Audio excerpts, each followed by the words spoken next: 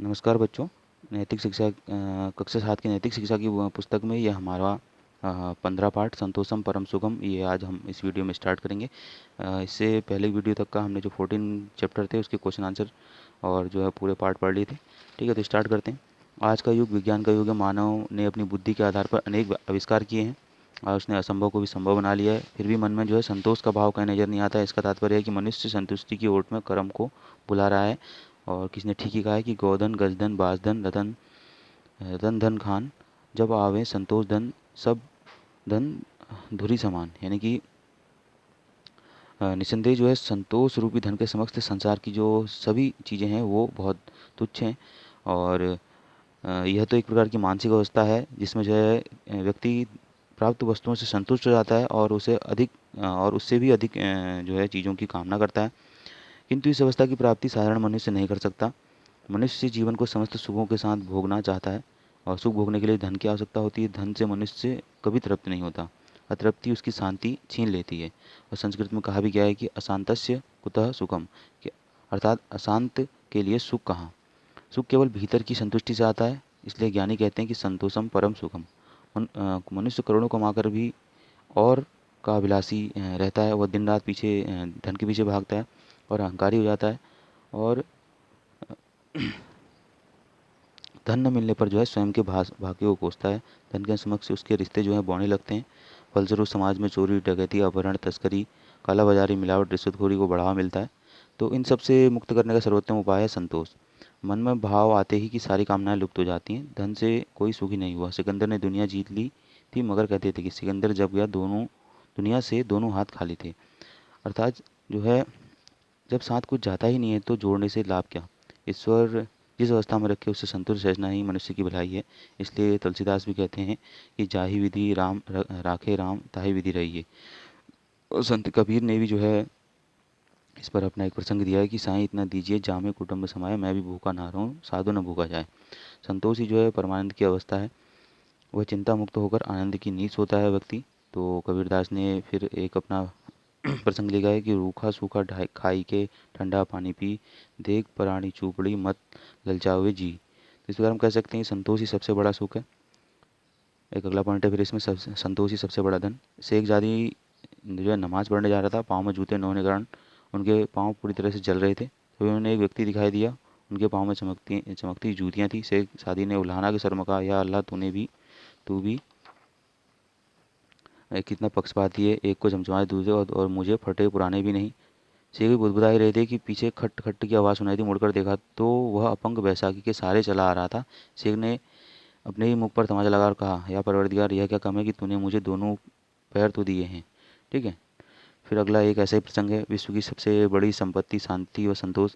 वैकुंठ धाम में भगवान विष्णु एक बार किसी को अपनी प्रिय वस्तुएं दे रहे थे। उन्होंने दृढ़ निश्चय किया था कि आज जो कुछ मांगा उसकी वो मनोकामना पूरी करेंगे।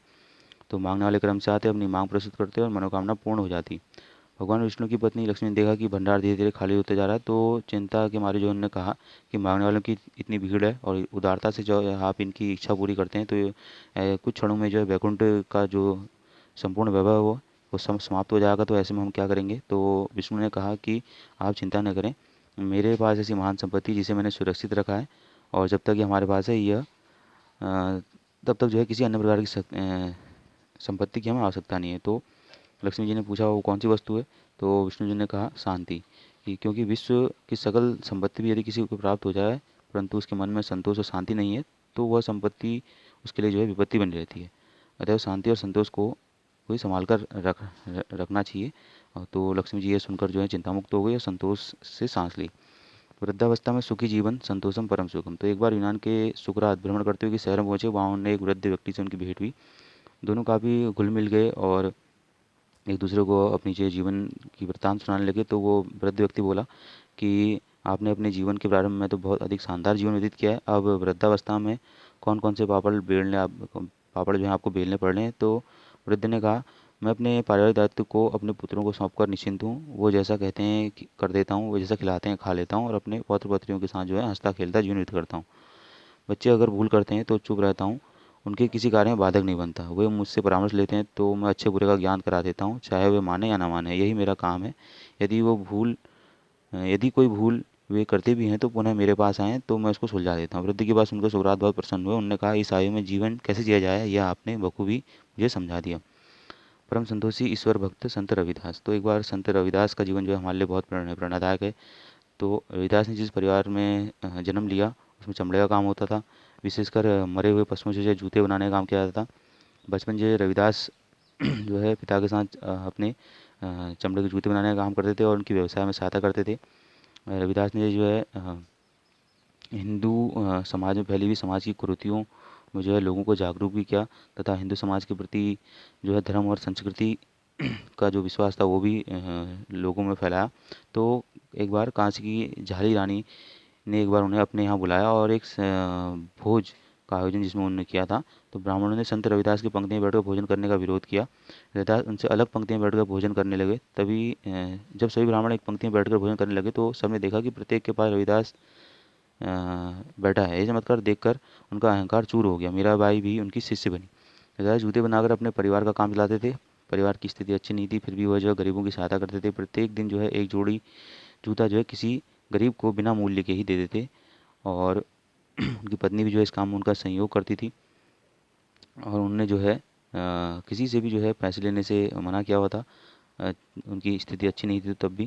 तो उस समय सुल्तान सिकंदर लोदी ने उन्हें बुलाकर इस्लाम ग्रहण करने को कहा। मना करने पर जेल में बंद किया। तो दूसरे दिन प्रातःकाल जब सुल्तान जागा तो वह जिधर देखता उसे हर जगह जो है रविदास दिखाई देता। सुल्तान ने क्षमा मांगकर जो है उन्हें मुक्त कर दिया। एक पॉइंट और है इसमें, संतोष का फल। तो एक बार की बात है, विलायत में अकाल पड़ा। लोग भूखे मरने लगे और एक छोटे नगर में एक धनी दयालु पुरुष थे। उन्हें सब लड़कों को प्रतिदिन एक एक रोटी देने की घोषणा की। दूसरे दिन सवेरे एक बगीचे में सब लड़के इकट्ठे हुए। रोटियां बांटी जाने लगी। रोटियां छोटी बड़ी थी। एक बच्चे ने एक दूसरे को धक्का देकर बड़ी रोटियों को पाने का प्रयत्न किया। केवल एक छोटी लड़की चुपचाप खड़ी रही। सब सबसे अंतिम जो है आगे बढ़ी। टोकरी में सबसे अंतिम जो छोटी रोटी थी वही बची थी। तो उसने बड़े प्रसन्नता से लिया और फिर घर चली गई। दूसरे दिन रोटियां बांटी गई। वह बेचारी लड़की को आज भी जो है सबसे छोटी रोटी मिली। तो लड़की ने जब घर लौटकर रोटी तोड़ी तो रोटी में सोने का एक सुंदर सा मुहर निकली। माता पिता ने कहा कि मुहर उस धनी को दे आओ। लड़की दौड़कर मुहर देने गई तो धनी ने उससे पूछा, तुम क्यों आई हो? लड़की ने कहा, मेरी रोटी में मुहर निकली है, आटे में गिर गई होगी, तो मैं देने आई हूँ, या आप अपनी मुहर ले लें। तो धनी ने कहा, नहीं बेटी, यह तुम्हारे संतोष का पुरस्कार है। लड़की ने सह हिलाकर कहा, पर मेरे संतोष का फल तो मुझे तभी मिल गया था जब मुझे धक्के नहीं खाने पड़े। धनी बहुत प्रसन्न हुआ। उसने उसे जो है अपनी धर्मपुत्री बना लिया और उसकी माता के लिए मासिक वेतन जो है निश्चित कर दिया। वह लड़की उस धनी की उत्तराधिकारी उस दिन से बन गई। ठीक है, तो इस तरह से ये चैप्टर था हमारा जिसको मैंने आपको समझाया। अब इससे नेक्स्ट वीडियो में जो इस चैप्टर के मैं आपको क्वेश्चन आंसर कराऊंगा। ठीक है।